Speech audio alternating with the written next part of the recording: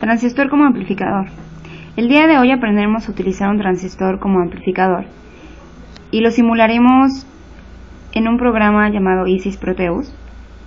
A continuación les mostraré el diseño de este circuito.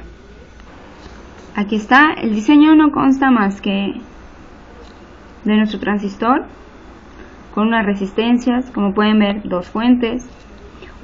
Utilizaremos un osciloscopio para ver cuál es nuestra señal de entrada y nuestra señal de salida, los diferentes capacitores, las resistencias, vuelvo a repetir, y pues nuestro transistor.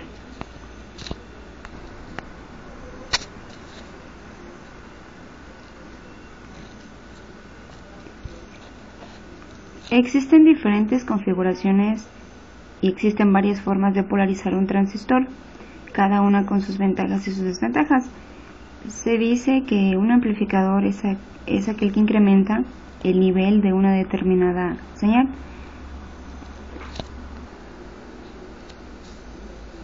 Básicamente, a un transistor se le puede utilizar en tres tipos de configuración: configuración en base común, configuración en emisor común y la configuración en colector común. En este caso nos basaremos únicamente en la configuración de emisor común, ya que esta es la más utilizada. Para que una señal sea amplificada tiene que ser una señal de corriente alterna, porque no tiene ningún sentido amplificar una señal de corriente continua, porque esta no lleva ninguna información. En estos amplificadores de transistores están involucrados dos tipos de corrientes: la corriente alterna y la corriente continua. Su señal alterna es la señal que vamos a amplificar y nuestra continua sirve para establecer el punto de operación del amplificador. Este punto nos permitir que la señal amplificada no sea distorsionada.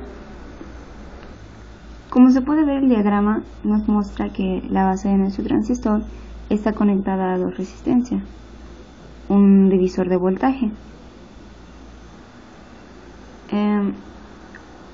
Al formar esto, nos permite que la base del transistor tenga un voltaje necesario para establecer la corriente de polarización de la base.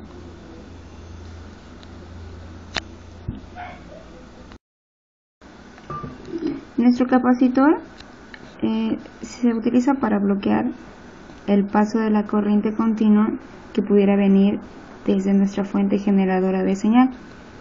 Este capacitor actúa como un circuito abierto para la corriente continua y como cortocircuito para la corriente alterna.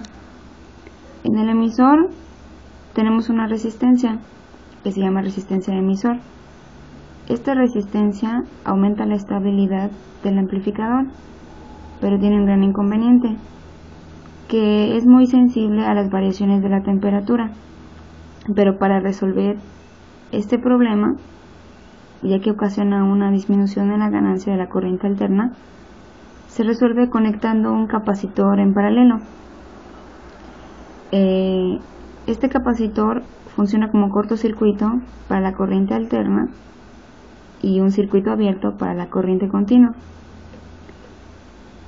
Un pequeño cambio de intensidad en la base crea una gran variación de corriente en el colector.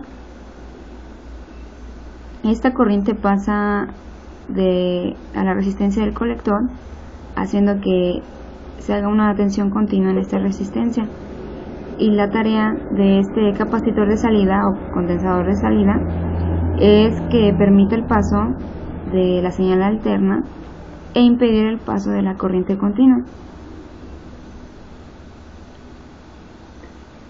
Ahora, con la ayuda del software Proteus, pasaremos a simular nuestro circuito. Le damos play y nuestro osciloscopio nos mostrará la señal de entrada. Como pueden ver, es una señal senoidal, y en la salida nuestra inversión de fase se da porque a medida de que el voltaje de la señal de entrada cambia, hace que cambie la corriente de CA en la base, y el resultado es un cambio en la corriente del colector a partir de su valor del punto Q, lo que hace que la señal de salida sea inversa o desfasada, como lo acabo de decir. La conclusión de esto es que cualquier cambio en el voltaje de la señal de entrada produce un cambio opuesto en el voltaje de la señal del colector, el cual pues nos da esta inversión de fase. Otra conclusión es que nuestros capacitores sirven para bloquear el paso de la corriente continua que viene de la fuente